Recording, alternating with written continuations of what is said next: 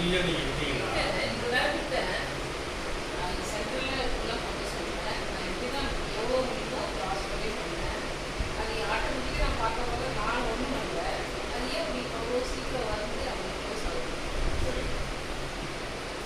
இப்படி க்ளோஸ் ஆகுது அப்படின்னா உங்களுக்கு மேக்னெட்டிக் எனர்ஜி அதிகமாக இருக்கும்.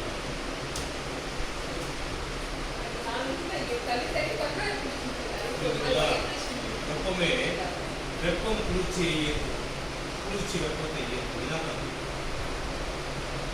அப்போ இடங்களையும் பின்களையும் ஒன்றா சேரும் போது ஒன்றை ஒன்று ஈர்க்கும்.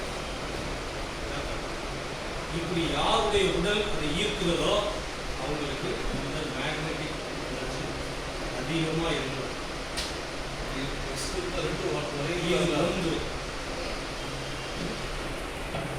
இப்போ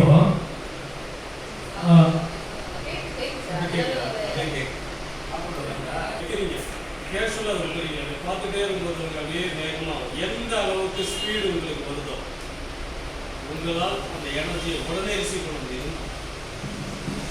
பிராணிக்கு நீங்கள் யாராவது பண்ணியிருக்கீங்களா? நீங்கள் ரேக் பண்ணிடுங்க. ரேக்கில் என்ன பண்ணீங்க? கேஸு இப்படி பண்ணுவீங்க இல்லையா? எஸ், எந்த ஒன்று தான் சார். இப்போ ஒரு விரலில் பண்ணியிருக்கோம், ஒட்டுமொத்த கைக்கு போடுவோம். இப்போ கோவிலுக்கு போனால் சாமி கும்பிடுவோம் இல்லையா? அதுதான். இது ஏதோ போய் சரணாகிறது இல்லைங்க.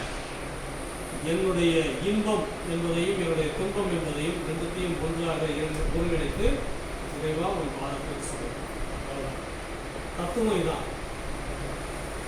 இதுங்களா? இப்போ ஒரு விரல் வைக்கும்போது உங்களுக்கு அந்த வித்தியாசத்தை தெரியும். மொத்தமாக வச்சிங்கன்னா உங்களால் புரிஞ்சிக்க முடியாது. இதில் தெரிய ஆரம்பிச்சுன்னா இதில் ஈஸியாக தெரியாது. இதுதான் கொஞ்சம் டஃப்பு. அப்போ இது என்ன நம்மை நாம் உணர்வது. இப்போ நம்மளுடைய பார்வையை நேராக செலுத்துகிறோம். இதில் என்னெல்லாம் நடக்கும் தெரியுங்களா? நம்முடைய கான்சன்ட்ரேஷன் ஒருங்கிணைக்கிறோம். ஒரு இடத்துல நம்மளுடைய எண்ணம், புத்தி, பார்வை ஒரு மையப்புள்ளியில் நிற்கும். அப்போ நமக்கு டென்ஷன் பிரச்சனை ஒன்றும் இங்கே வைக்கிறோம். எதில் வைக்கிறோம்? பிரபஞ்சத்தினுடைய பெரும் ஆற்றல் இந்த மேக்னெட்டிக் வேவ்ஸ் நம்ம உடம்புல இந்த விரலை ஒன்றோட ஒன்று ஈர்க்கிறது இருக்குது. அப்படியே ஷாக் அடிச்சாத உணர்வு இருக்குங்க. அந்த உணர்வுகளுடைய விரலை தெரியும்.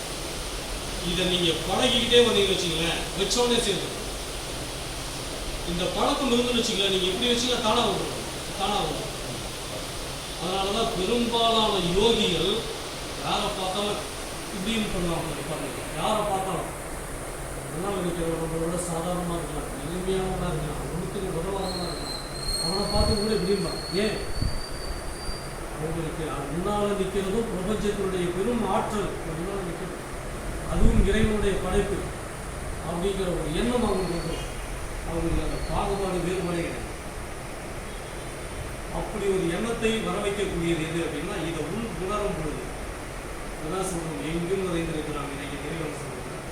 எங்க இருக்கு அப்படிங்கிறத நீங்க விரல் மூலமா உணர ஆரம்பிச்சிட்டீங்க அப்படின்னா, உடல் மூலமா உணர ஆரம்பிச்சிட்டீங்கன்னா உள்ள வரவர் பாசிட்டிவான ஆளா நெகட்டிவான ஆளா உட்கார்ந்த நீங்க சொல்லலாம்.